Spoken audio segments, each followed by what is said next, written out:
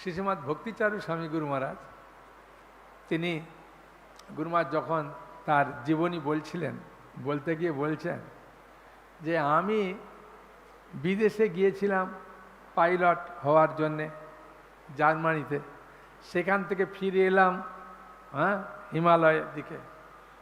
আমার ইচ্ছা ছিল যে আমি মুক্তি লাভ করব সবসময়। কিসে মুক্তি পাওয়া যায়?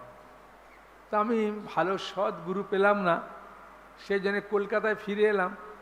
কলকাতায় ফিরে আসার পরে আমার এক বন্ধু ছিল, তার সঙ্গে আমি কলকাতা মন্দিরে এলাম।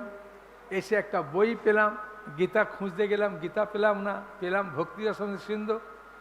আর সেই বইটা পড়ে প্রথমেই আমি পড়লাম এই 5 প্রকার মুক্তি, যেটা পৌপাদ একবারে তুচ্ছ করে দিয়েছে, ভক্ত যেটা চায় না।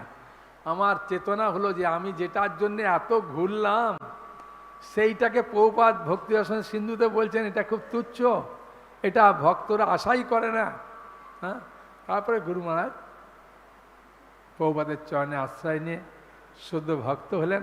সেই জন্য এখানে বলছেন যে শুদ্ধ ভক্ত কখনোই এই 5 প্রকার মুক্তি আকাঙ্ক্ষা করেন না। আর গুরু মহারাজ আকাঙ্ক্ষা করলেন না। যা কপিল মুনি বিশ্লেষণ করবেন, তিনি বিশেষভাবে ভগবানের সঙ্গে এক হয়ে যাওয়ার সাযুজ্য মুক্তিকেও নারকীয় বলে মনে করে ঘৃণা করেছেন।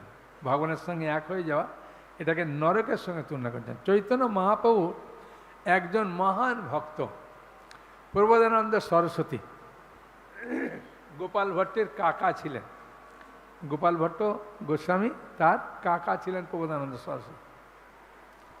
তিনি বলছেন কৈবল্যং নরকায়তে, পরমেশ্বর ভগবানের সঙ্গে এক হয়ে যাওয়ার যে সুখ যা মায়াবাদীরা কামনা করে তা নারকীয় বলে মনে করা হয়েছে।